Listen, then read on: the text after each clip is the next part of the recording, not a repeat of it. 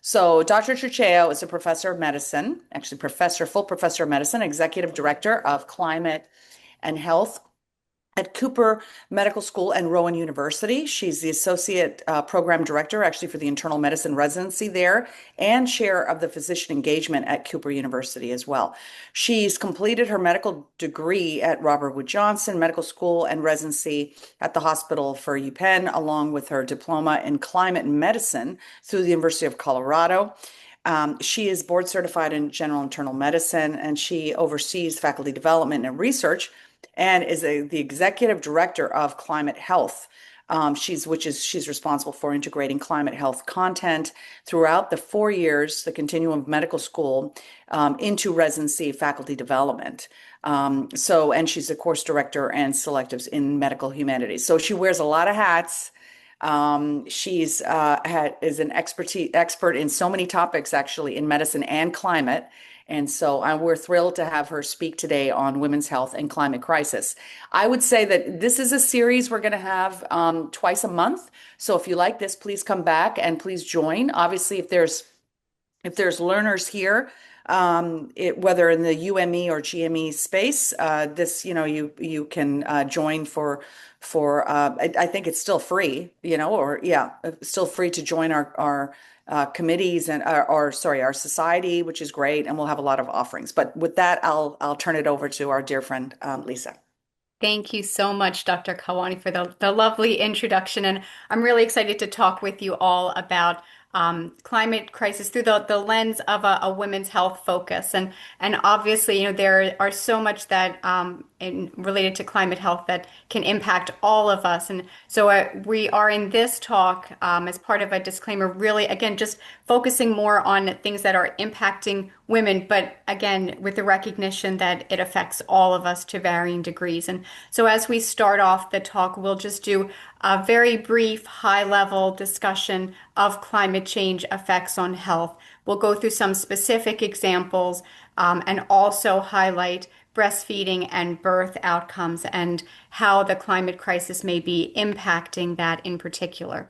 I have no disclosures. As you did hear, I'm an internist, I'm a hospitalist, so I am not an OB-GYN, but I do have expertise because I am very interested in this. And so if you walk away with nothing else, just know that you can also become an expert in climate health by diving into the content and the literature. I do just want to start with land acknowledgements out of reverence for history, people, and place. I want to acknowledge that I'm speaking from the ancestral land of the Lenni Lenape people, part of the larger Algonquin tribe. And I'd like to offer thanks for the stewardship of this unceded, occupied land throughout the generations and acknowledge the thousands of Native Americans who still call New Jersey home. So this is the agenda. It's rather aggressive. So we will try to go through things at a good clip. If you have questions, though, please do drop them in the chat, and we will save time at the end to go through questions.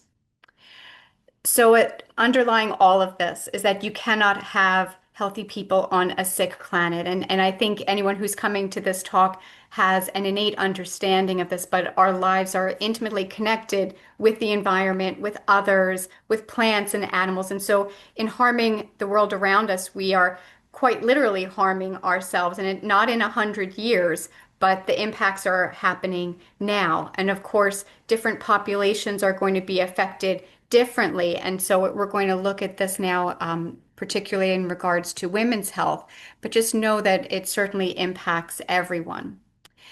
And certainly we know that climate change is considered the biggest global health threat of the 21st century. Now, Western medicine's orientation in particular has been toward tertiary care, and we love complex pathophysiology and understanding mechanisms of disease and pharmacology. But we also need to be more focused on prevention. And as Archbishop Tutu said, we have to prevent people from falling into the river in the first place and not just pull them out of the river when they're already sick. And there's a very fundamental understanding of mercy and justice, and we need both. We need mercy for the people who are sick in front of us, who I may be taking care of in the hospital, who are already feeling the downstream impacts of the climate crisis, whether through extreme heat or climate disasters or pollution. But we also need to go upstream and address the root causes of problems that are leading to these conditions. And so, how is this a social justice issue? Well, some are profiting from environmental degradation. And just as with the tobacco in the 1950s and 60s, there was explicit knowledge of harms, of health harms, but active efforts to sow doubt about the science. And so, we are seeing that again. I'm sure many of you have seen this infographic, and we're not going to go into all of the different sub areas from the CDC where they put out all the impacts of climate change on human health. But all of these can certainly impact women and children and men, but we're going to do a deep dive soon on women. I do want to zoom out because increasingly people outside of just the health profession are understanding that this is a crisis. It's a problem when the economists and the World Economic Forum line up with physicians, and the World Economic Forum's more recent analysis has said that it's going to cost about $12.5 trillion dollars. And that's not to mention the extra 1.1 trillion in extra health costs. And this is only from six conditions. These are from floods, rising sea level, storms, wildfires, droughts, and heat waves. So it's not even taking into account the air pollution, which also impacts health. And that air pollution has significant effects. We'll look specifically how it can affect birth outcomes next. But the deaths caused from air pollution have ranged from about 8 million or so to up to about 13.7 million. And these are all conservative estimates. A lot of this data is looking at these risks very conservatively.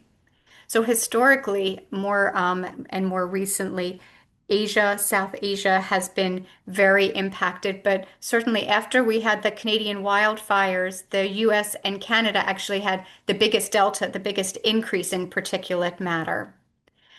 And when we zoom in from a global perspective, we know that at a local, even at a hyper-local level, where you live can determine your life expectancy, can determine your health outcomes.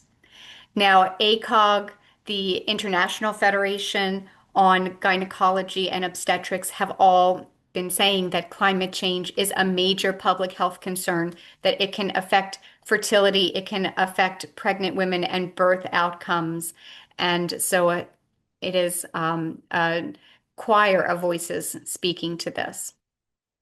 So, to talk about adverse birth outcomes, first I want to speak to the air pollution piece, just for some background knowledge. Now, these are the six criteria air pollutants put out from the EPA, and we're going to focus particularly on ozone and particulate matter 2.5 or 2.5 microns. And certainly, I think anyone who went to medical school or nursing school or just involved in public health knows that lead and carbon monoxide are not good for our health.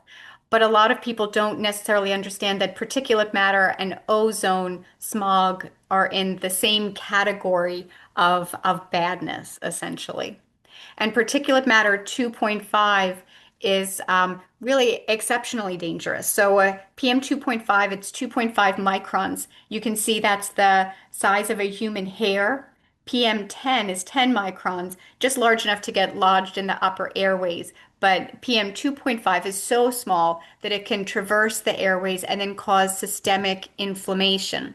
And I know that this is a little bit busy, but this oxidative stress, mutagenicity, inflammation, this is what leads to the adverse health outcomes, whether we're talking about birth outcomes or asthma or cardiovascular disease or cancer. Now, there have been several analyses looking at just how bad particulate matter is, and this recent account from the Lancet, based on the Global Burden of Disease study, puts particulate matter as the leading cause of disease burden globally. That means that it outranks high blood pressure and smoking and low birth weight, all of these other things that we know are bad for health. Looked at in another way, you can see a near linear association between particulate matter and death. And this was in a very large Medicare population in the US. This is taken from the Air Quality Life Index. So you can see, just looking at this another way, that again, PM 2.5, that particulate matter air pollution, outstrips all of these other causes of disease, amounting to about 1 in 5 premature deaths globally. And as I alluded to just recently, the Canadian wildfires really caused a jump in air pollution more locally in the US and Canada, but certainly we can see globally how these are impacted. So air pollution particularly affects women and children from womb to tomb. So in the womb, it's been associated with low birth weight, preterm labor, stillbirth. We'll talk about problems with organogenesis and teratogenicity. And then problems in childhood and infancy with brain development, developing the respiratory tract, all of these other downstream impacts. The other major contributor to adverse birth outcomes is extreme heat. This is warming stripes, if people are familiar with this, and you can do this for regional areas as well, just looking over the years, over the decades, how heat has been increasing. This is the global picture of it. And once again, we know that there are structural inequities that lead to urban heat islands, that lead to certain communities being disproportionately affected. And when we do a deep dive into some of the data, we'll see those populations that are more impacted. In the US, we call this redlining. And so those areas that have been demarcated as a high risk for investment have been poor downstream impacts of having more concrete and then higher summer temperatures. So when we look at heat-related illness, we're not going to go into all of this. Usually from a medical perspective, we're worried about heat injury and heat stroke. But in pregnant women, what we're worried about actually happens much prior to a lot of the more symptomatic experiences that we would have, things like heat rash, heat edema, heat exhaustion. And because of changes in the physiology, things like increased blood viscosity that can happen with heat can have a really deleterious effect on the fetus and on the pregnant individual. And at baseline, women have a higher working metabolic rate. And we also do not sweat as much, which is a problem because if you go back here, sweating is really the main way we're able to dissipate heat. Vasodilation helps a little bit, but it's really mainly sweating. And so the fact that women don't sweat as well severely impairs thermoregulation. There's also decreased radiative cooling. And heat produces these vasoactive substances. It independently increases blood viscosity as you start to become more dehydrated as well. And so this is important when you're thinking about the placental implantation. And so there's impacts already just from there with fetal health, but it also increases the propensity to hypertension and to other adverse birth outcomes. And then the teratogenic effect. And this is why pregnant women aren't supposed to go into hot tubs because depending on where you are in the gestational cycle, just the exposure of heat can disrupt protein synthesis and gene activity and lead to congenital birth defects. And of course, there's also cultural overlay with all of this, whether it's access to cooling facilities or culturally prescribed heavy clothing that may contribute to exposure risk with heat. Now, when a woman is pregnant, the fetus itself creates more heat. And so there will be an increase at baseline in the core body temperature. And then, of course, with the weight gained, you're going to have a lower body surface area to body mass. So there's less area for you to do this vasodilation or radiative cooling. And so it amounts to it being more difficult than for pregnant women to dissipate heat. And the dehydration can lead to preterm labor. They always say vitamin W. So pregnant women need to be getting a lot of water, really need to stay hydrated. Now, in early pregnancy, these heat shock proteins have been implicated as interfering with normal protein synthesis, which can lead potentially to fetal cell damage, but also inflammation and oxidative stress. And if you recall back to the particulate matter 2.5 discussion, we said that the air pollution, the common outcome of that is inflammation and oxidative stress. So if you have air pollution impacts and heat impacts, exposures in a pregnant woman, you can see how that could potentially lead to adverse birth outcomes and could potentially slow fetal growth as well as leading to teratogenicity. In addition, there have been found to be circulating markers of inflammation and oxidative stress. So if we look at some of the studies behind this, this was a large study, 30 million singleton births, and they looked at temperatures above the 95th percentile for that specific region. And what they found was that in the 4 days after that peak temperature, there was a 2.5% increase in stillbirths. And it might seem like a small number, but that's 150 excess preterm births. And those preterm labors could also have implications across the lifespan of that baby, and could potentially lead to complications for the mother as well. So really significant when you start to zoom out and consider the overall impacts. A study in Houston looked at a 10-degree Fahrenheit increase in the week preceding the delivery. And they found that it was associated with almost a 50% increase in stillbirth, but that those impacts were limited to a more vulnerable population, to Hispanic and Black women living in Houston, Texas. Now, some of the congenital defects that we're talking about are things like cataracts, neural tube defects, particularly congenital heart defects are concerning because there's an estimate over just the next 10 years, there could be about 2,600 additional cases of congenital heart defects just because of heat exposure. And so again, this is not happening across the board with everyone. People who are working in hospitals or in desk jobs are maybe not going to have the same type of exposure as someone who is an outdoor worker or a delivery worker.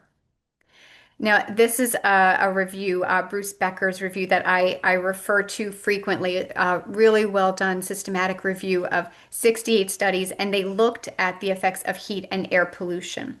And there was an overwhelming predominance of positive results with poor birth outcomes with PM 2.5 and ozone. And it was particularly with asthmatic women and minority women. And when they looked, it was specifically Black women across the U.S. and Hispanic women in California. And other risk factors were living near highways or living near power plants, so that you have this concentrated exposure of air pollutants, which is often not captured in county-wide data because you'll have these hyperlocal impacts of air pollution. So now we're going to turn to cardiovascular and respiratory disease, and really just to do a nod to it. There'll be other talks going into this in more detail. But of course, cardiovascular disease impacts women significantly, and it has different impacts. So it's often underappreciated in the medical community. We talked about PM 2.5. I just want to mention ozone. This is a bronchoscopy on the bottom right after ozone exposure. So as you can see, it looks red and nasty and inflamed. And when you look at the bronchoalveolar lavage, that's what you see. You see more plasma proteins and you see inflammation and you see white blood cells, all of these signs that it's angry and inflamed. And so, as we discussed, ozone can be associated with circulatory and pulmonary disease and mortality, but it's also associated with preterm birth and declines in reproductive health. And if you look at diabetes now and pollution, and this is from both ozone and particulate matter, certainly there's research done with sulfur dioxide, nitrogen dioxide. Again, we're just kind of limiting ourselves to those two. But air pollution contributes about 3 million cases in the US annually to diabetes. And while I know that this image is very, very busy, just take my word that the top part all refers to the oxidative stress and inflammation. And if you look at the bottom, you see that the end result of that inflammation can be lipid deposition in the liver, leading to a NAFLD-like pathology. It also increases our white adipose tissue, which is our bad adipose tissue, and it decreases our brown adipose tissue, which is our metabolically active fat.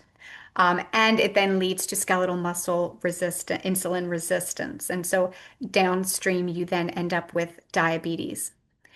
In terms of cardiovascular disease, pollution can lead to a whole host of problems. It can lead to heart failure and stroke, and it causes arrhythmias because of sympathetic nervous system activation as the pollutants begin to be inhaled. And when people think about pollution-related deaths, they often think about pulmonary disease, but in fact, two-thirds of the pollution-related deaths come from cardiovascular disease in women as well as in men. And it's pretty much 50-50 ischemic heart disease and stroke. So we really need to be thinking about this in our vulnerable populations, and especially in women where it presents atypically. And now we're going to transition to endocrine disrupting chemicals. And these are particularly things like PFAS, perfluoroalkylating substances, microplastics. And we all know that plastics are everywhere. If you're in healthcare, you see all the single-use disposables that are floating around the hospital and the clinic. And the annual output is expected to double by 2040 because in general, the fossil fuel industry recognizes that renewables are becoming cheaper. And so there's an active effort to pivot to more petrochemical production, a quite deliberate and promulgated one, actually. It's also expected to triple by 2060. If you're looking at bottled water, there's about 10 to the fifth particles of microplastics in each liter of bottled water. And in fact, the CDC has suggested that they are present in all Americans. A lot of this is from disposables when you're looking at the breakdown.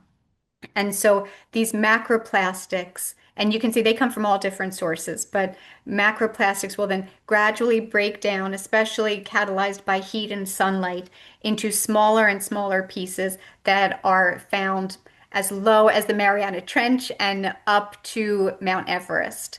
And it's not just in the ocean, it's aerosolized and has been taken all over the world. And as a result, we have seen pretty much everywhere we've looked, we've seen signs of plastic. So in the brain, in the blood, in breast milk, in placenta, in liver and kidney, everywhere. And this is through dermal absorption, through our clothes, through cosmetics, personal care products. It's also through our diet and inhalation, and certainly certain types of food, animal-based products predominantly have higher concentrations of microplastics. Now, the Mindrew-Monaco Commission has done a lot of work on this. It's a huge, thick document, but there's some very nice review articles, including in New England Journal of Medicine, that summarize it very succinctly. Essentially, plastics endanger our health at every stage of the plastic's life cycle, from when the petrochemicals are extracted to their end-of-life disposal. And you can see in this purple box that there are a lot of potential health outcomes, but infertility, birth defects, endocrine impacts are very prominent among these risks. So if we look at PFAS in particular. This is a class of 15,000 chemicals that they're known as forever chemicals because it takes probably thousands of years for them to break down because the carbon fluoride bond is the strongest that we know of in organic chemistry. And so they persist in our environment. And even beyond PFAS, there are hundreds of thousands of chemicals that, because they're not medicines, don't have to go through a regulated process of approval, such as the FDA. So, in fact, about less than 5% of chemicals that are currently on the market have been adequately studied, and there's thousands of more coming on the market every week.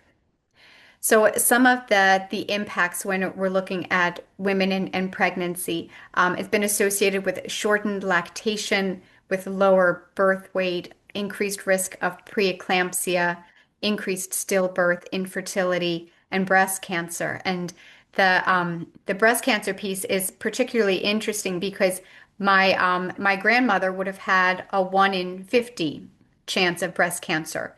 My mother's generation, a 1 in 25 chance of breast cancer. For me, it's a 1 in 8 chance of breast cancer. So you don't get that kind of acceleration with genetic changes, with evolutionary changes. These are from environmental forces that are driving this. And of course, anything that's going to be affecting the endocrine system can potentially affect reproductive ability. So it's been associated with impaired ovarian development, with decreased sperm quality.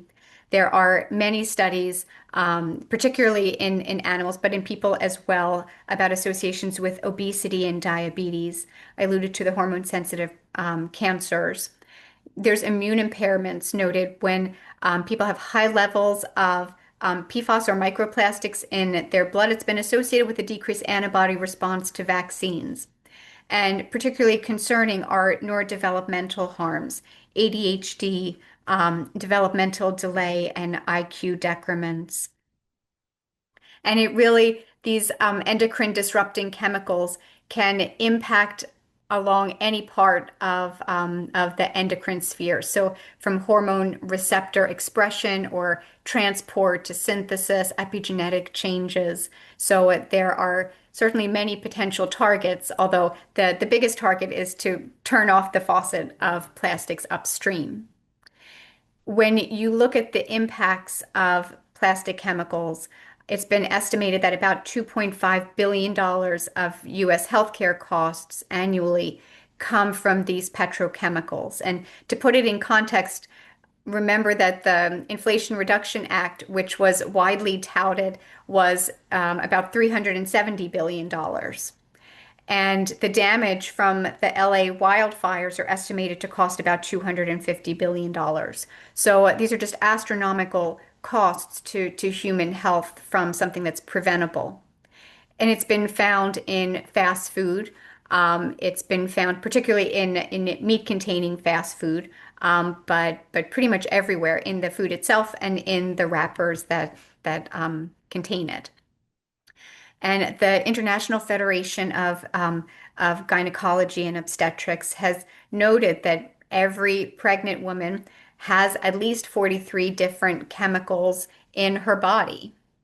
Now, this was an old study, admittedly. This was from 2004. It's the body burden study where they looked at umbilical cord blood and they looked at 287 chemicals. And they found all 287 in the cord samples. 180 of them were known to cause cancer, and over 200 were known to cause birth defects in animal models. So, really concerning that, even 20 years ago, we were seeing this, and there's been an uptick, certainly as we've transgressed the novel entities from our planetary boundary report. And so some of these impacts, particularly for the developing fetus, children's exposure, infants' exposure are greater pound for pound than adults. Infants have a more porous blood-brain barrier, so are more vulnerable. As we talked about, the organogenesis is going to be vulnerable depending where in the cycle the exposure happens.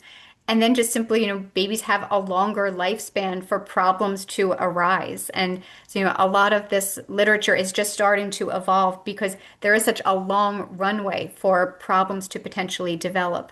And the systems in our body that would detoxify these chemicals are also not fully developed in the very young. Additionally, a lot of these chemicals can cross the placenta, just as we talked about with microplastics.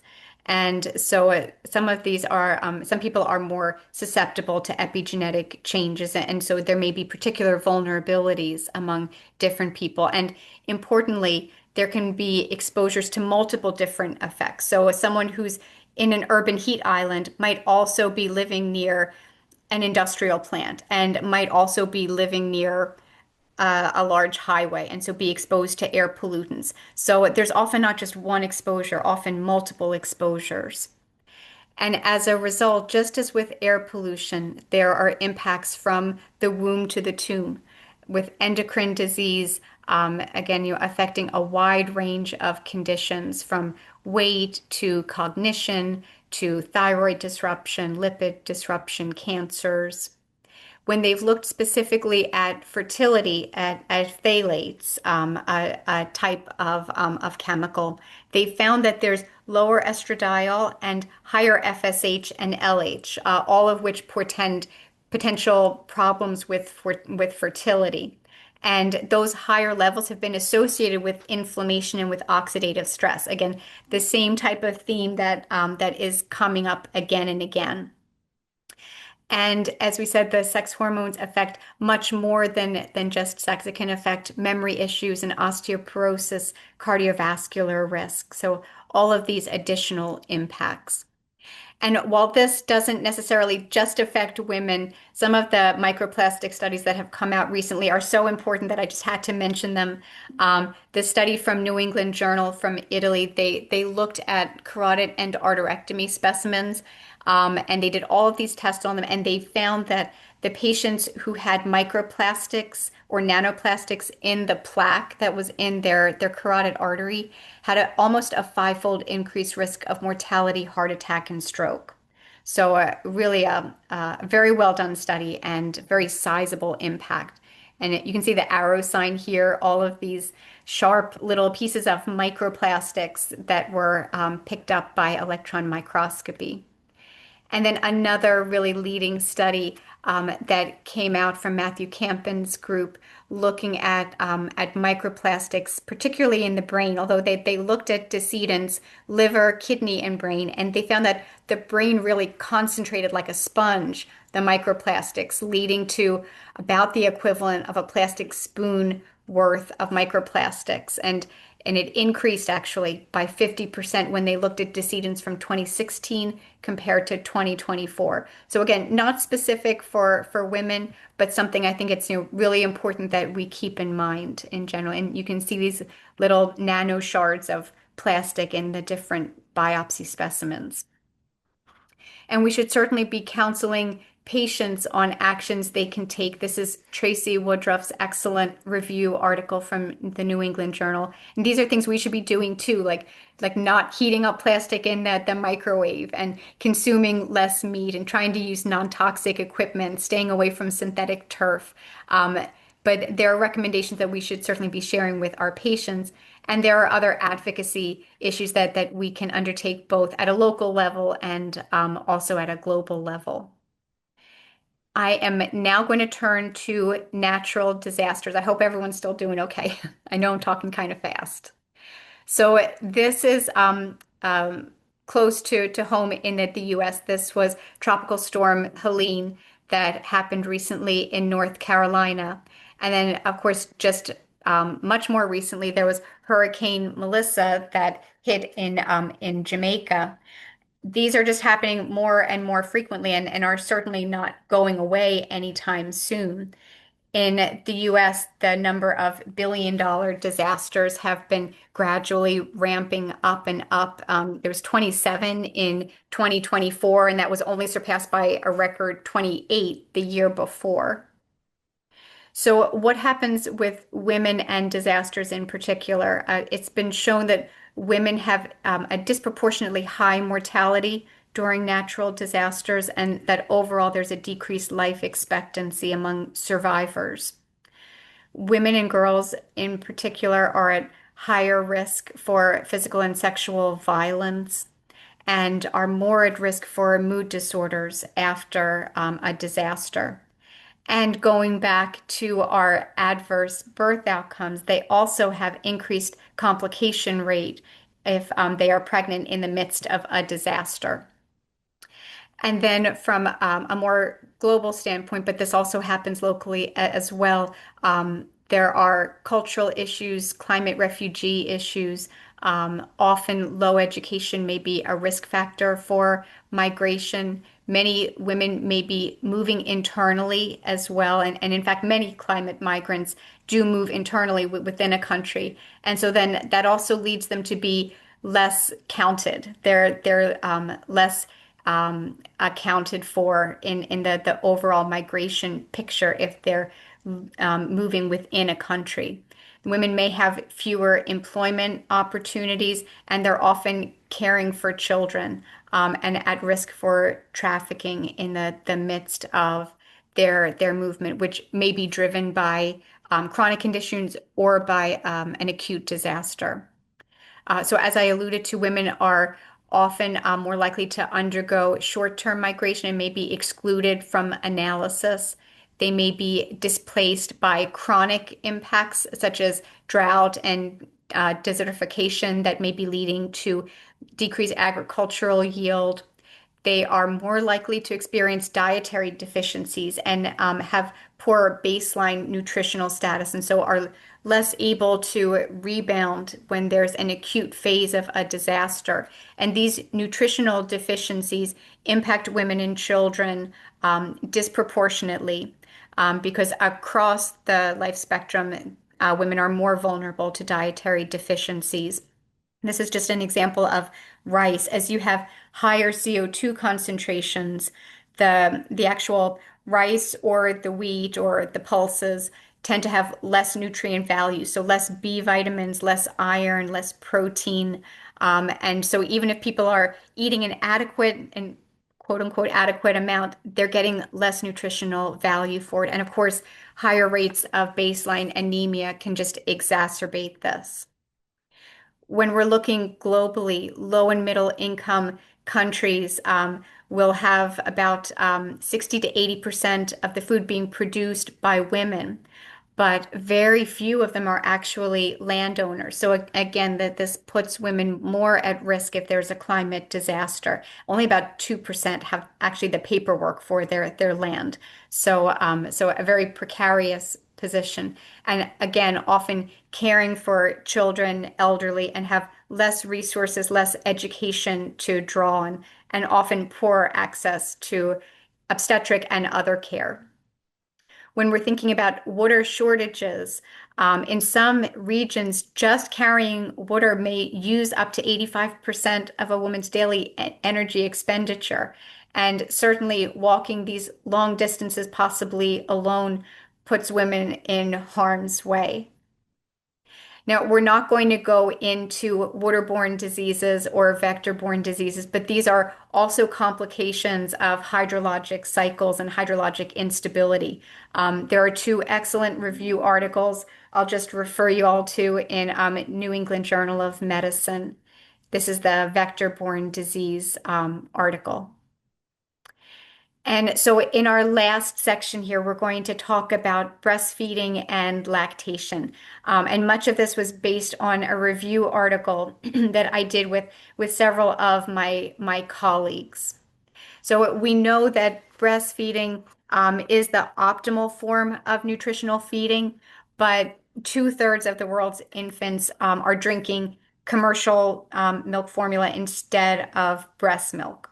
And there's certainly a lot of reasons behind this, but poverty, environmental change, and not having adequate support in the postnatal period certainly hinders breastfeeding adoption.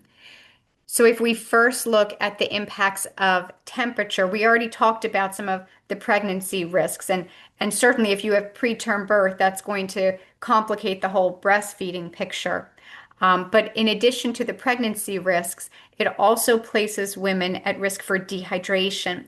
And again, women need the vitamin W when they're pregnant.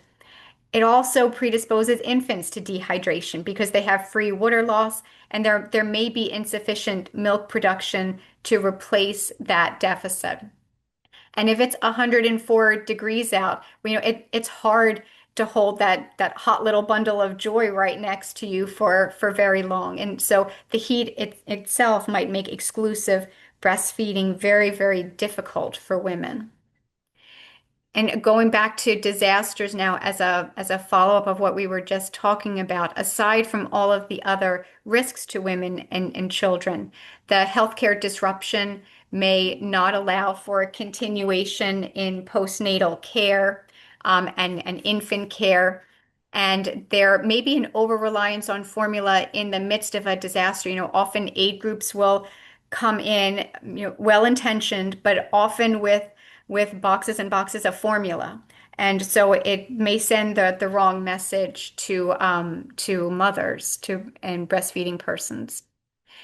Now, in the midst of climate migration, as hard as it is, breastfeeding does provide very secure nutrition for the infant.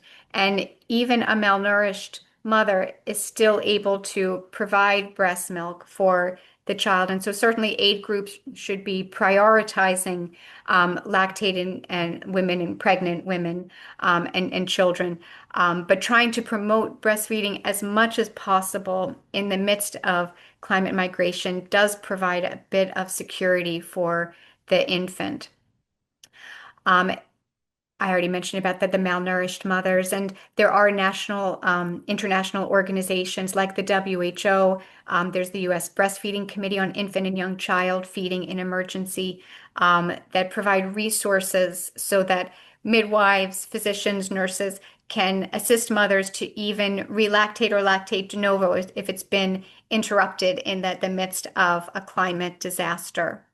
Wildfires are just one example of climate disasters. And because of all of the air pollution and the impacts on adverse birth outcomes that we talked about, the increased prematurity, birth defects, the increased rates of gestational diabetes and hypertension, all of these can lead to adverse birth outcomes. But it's also been shown that women who are evacuated from wildfires will stop breastfeeding. And again, some of this is because of early introduction of formula, of commercial formula.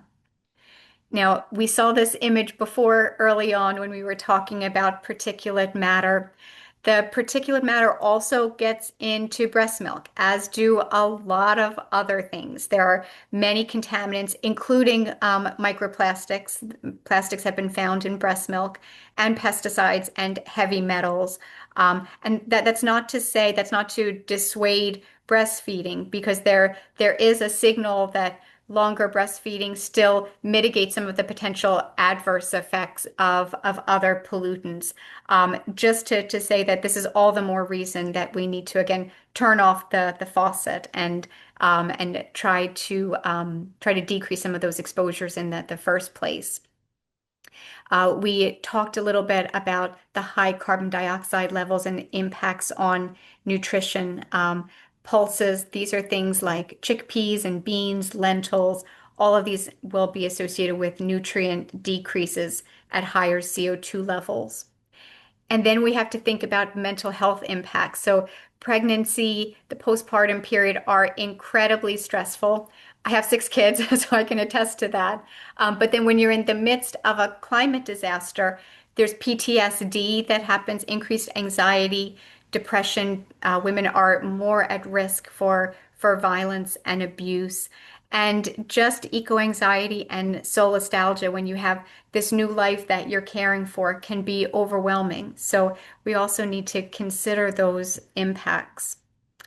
We also need to consider breastfeeding as climate mitigation because breastfeeding has about half the carbon footprint of formula feeding. It's been estimated that the blue water footprint is about almost 700 liters per kilogram of formula made. And so it's much more sustainable if you can breastfeed it. It also then negates all of the plastic bottles and all of these other accoutrements that go along with formula feeding. And so it's been recommended that breastfeeding is part of the triple action to improve dietary quality as well as population health, as well as the sustainability of the global food system. And as with anything, certainly policy changes are going to be most effective if we can just, with a swipe of a pen, enact legislation or work across borders to enact policies that will help to prevent these adverse impacts that would certainly be desirable.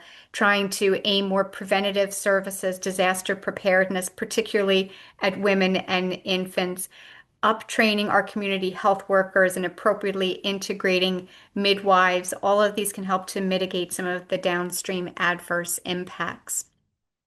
And just, making sure that we're providing education and support as well as building in the infrastructure to all of our health systems so that we can prepare for natural disasters, no matter what the population. But again, tailoring all of this to pregnant or breastfeeding women, and also tailoring it to the specific population, urban or rural, because the needs are very, very different among different populations. And so it requires a thoughtful approach ahead of a disaster.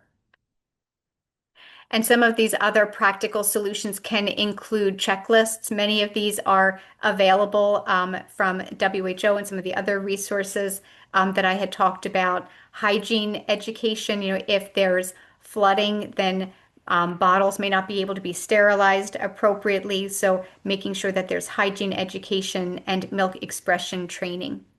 And then again, just tailoring all of these resources and education to the population that you're particularly dealing with. So I will stop there and I'm happy to take questions if there are any, but my email is up on the screen. I'm happy to have people reach out as well.